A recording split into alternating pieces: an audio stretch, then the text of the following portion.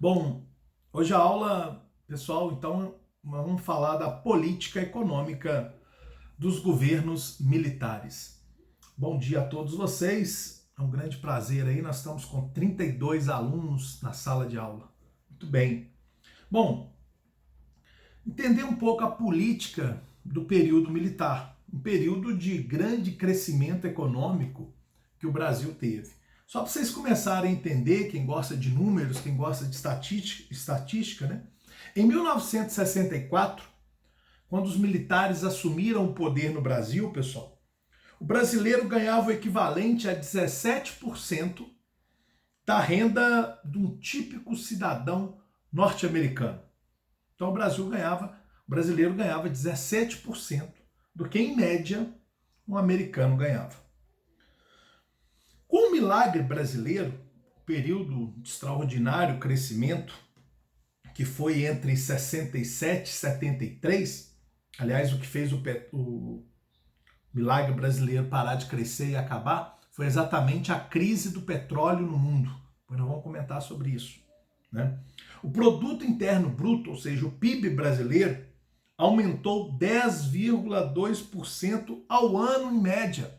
Olha que interessante. O Brasil crescia 10%. Nós vimos aí nos últimos governos brasileiros, né? Com esse agora, o Brasil é 0,5% de crescimento. Não sei nem como é que está agora, por causa dessa crise. Mas nos outros passados, era um crescimento negativo. O que é um crescimento negativo, professor do PIB? Significa que o Brasil crescia menos do que os anos anteriores. E veja bem, no período da ditadura militar, o Brasil chega a ter um crescimento de 10% ao ano. Só para você entender, mais ou menos, os principais países do mundo, na Europa, Estados Unidos, crescem 7% ao ano. Então, o crescimento de 10% ao ano é um crescimento extraordinário. Hoje a China, que cresce absurdamente, né? Tirando a época de pandemia, crescia a 12%. Então veja bem que crescer a 10% realmente é uma coisa extraordinária de crescimento. E o Brasil conseguiu isso, né? E para você ter uma ideia, em 1978, a renda média do salário do brasileiro, ela já era de 28% com relação à renda de um americano. Ou seja, ela dobrou. O crescimento brasileiro foi tão grande que ela dobrou. Olha que interessante, né? E, claro, para ter esse crescimento extraordinário, o governo, na época, criou uma política econômica, que ele deu o nome de PAEG, é o Plano de Ação Econômica do Governo. Meus amigos, em 1964, então, a 66, teve o primeiro PAEG. E o que o governo queria com esse primeiro plano? Primeiro, acelerar o ritmo de desenvolvimento econômico do país. O que ele queria era que o Brasil industrialmente alavancasse, que a agricultura disparasse, ou seja, que o Brasil aumentasse e crescesse cada vez mais a sua produção industrial, principalmente. Equilibrar as finanças do país. O objetivo era, com esse crescimento, você conseguir pagar os credores, pagar as dívidas externas, acabar com a dívida brasileira. E atenuar, conter o processo inflacionário, que era alto em 64, chegou a 90%, né, a inflação no início de 64, naquele Brasil desesperado do Jânio, né, do Jango Goulart. E objetivo, então, controlar a inflação e, mais do que isso, atenuar o desnível econômico dos setores regionais para melhorar as condições de vida. Então, era você levar o desenvolvimento econômico para várias regiões do Brasil, gerar emprego e, com isso, melhorar a vida do brasileiro, né? E assegurar também investimentos para gerar oportunidade de emprego. O governo queria ter sempre uma sobra de dinheiro para investir em algum setor da economia e, claro, esse setor, naquele momento, gerar emprego.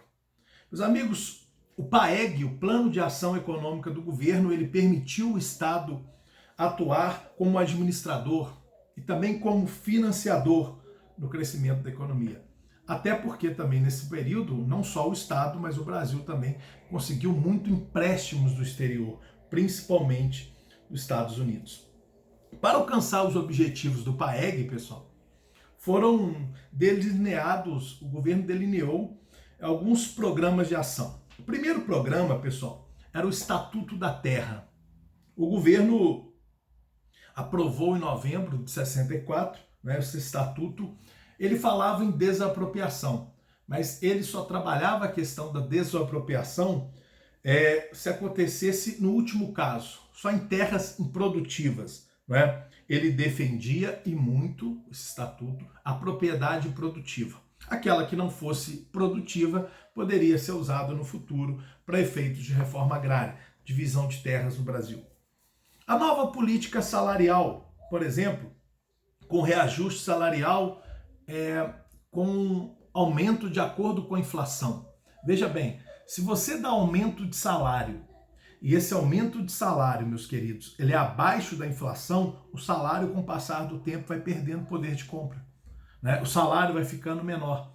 Agora, se você reajusta o salário com o preço da inflação, você mantém o salário sem perder poder de compra. Isso é interessante, ou seja, quando você reajusta abaixo da inflação, o seu salário é como se ele fosse diminuindo.